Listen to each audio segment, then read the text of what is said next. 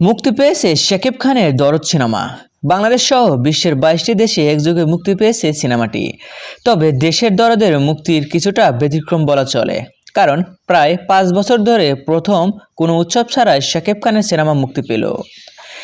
আর এমন মুক্তির উচ্ছ্বাস প্রকাশ করেছেন শাকিব খানের সর্বাধিক সিনেমার নায়িকা ও সাবেক স্ত্রী অপু বিশ্বাস। অপু বিশ্বাস বলেন, ঈদের অনেক দিন পর সিনেমা রিলিজ হলো। দরদ আমাদের চলচ্চিত্রের জন্য অনেক বড় সুসংবাদ।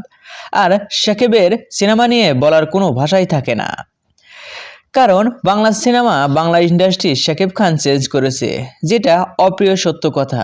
সে জায়গা থেকে শুভকামনা দরদের জন্য এবং দরদের পুরো টিমকে। শাকিব খান রেকর্ডের উপর রেকর্ড করে, আর ইচ্ছারাও শাকিব খান রেকর্ডই করবে। আর হ্যাঁ, এই বিরুদ্ধে আপনার কি মতামত কমেন্ট বক্সে জানিয়ে দিন। বিনোদন জগতের সকল খবর পেতে চ্যানেলটি সাবস্ক্রাইব করুন। ধন্যবাদ।